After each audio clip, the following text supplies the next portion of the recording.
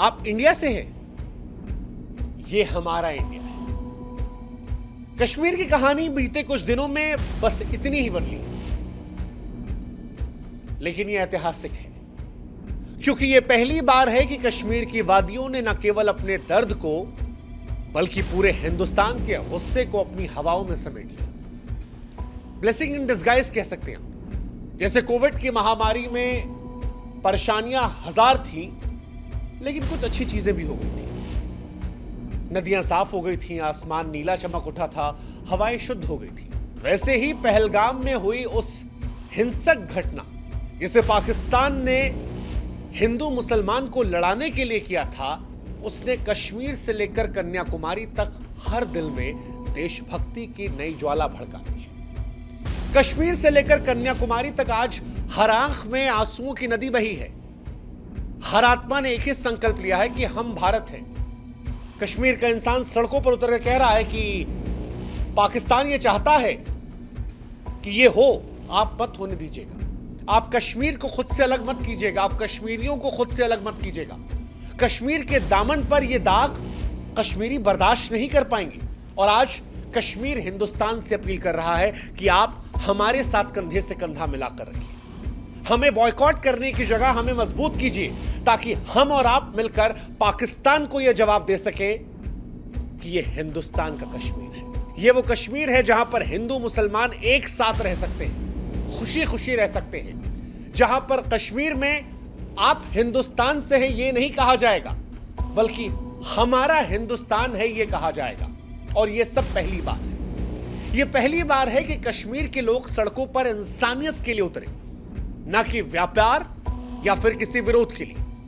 आप अनंतनाग से लेकर कुलगाम तक, पुंछ से लेकर उधमपुर तक देख लीजिए, हर दिल में एक ही नारा है कि आतंक का अंत किया जाए।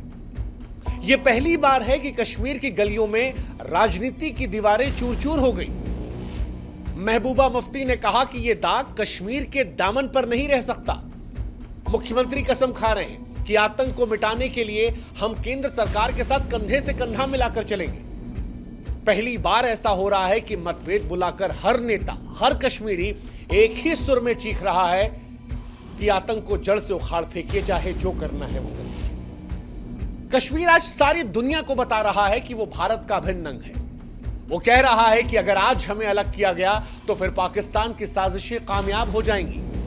कश्मीर का इंसान कह रहा है कि आवाज आज सिर्फ कश्मीर की नहीं है, यह हर भारतीय के दिल की धड़कन है कि कश्मीर हमारा था, हमेशा रहेगा। कश्मीरी हमारे अपने हैं और वो हमारे खून में बसे हैं। अगर कभी कश्मीर आप गए हो तो इस सवाल का सामना आपने जरूर किया होगा। वो सवाल जिसमें कश्मीर की जमीन पर पैर रखते ही कभी कोई ड्राइवर, कोई दुकानदार या फिर कभी डल लेक पर कोई शख्स आपसे पूछता था कि साहब आप इंडिया से आए हैं।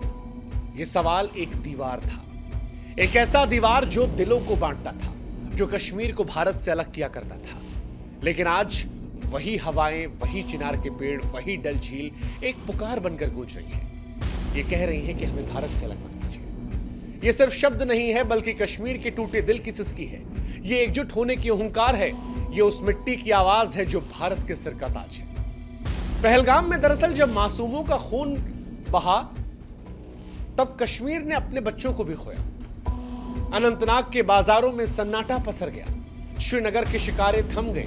गुलमर्ग के फूलों की रंगत मानो फीकी पड़ गई।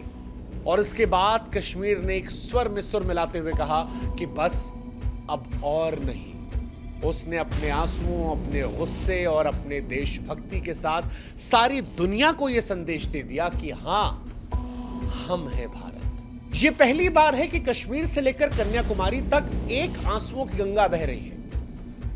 कानपुर में शुभम द्विवेदी की मां का दुख हो या फिर पहलगाम में आदिल की बहन की चीख, आज हिंदुस्तान का एक दर्द है। वो शुभम जिसे आतंकवादियों ने गोली मारी धर्म पूछकर, वो आदिल जिसने पर्यटकों को बचाने के लिए जान कुर्बान कर दी। आज इन दोनों के दुख को हर हिंदुस्तानी एक दुख मानकर कह रहा है। सच यही है कि कश्मीर में भी घायलों को बचाने के लिए कश्मीरी भाइयों ने उन्हें कंधे पर उठाकर अस्पताल पहुंचाया। अनंतनाग की डॉक्टर रुखसाना और उनकी टीम 3 दिन तक घर इसलिए नहीं गई क्योंकि अपने हिंदुस्तान के लोगों की जान बचानी थी। मारने वालों ने तो नफरत की आग जलाई, लेकिन कश्मीर ने आज इंसानियत का दिया जलाया।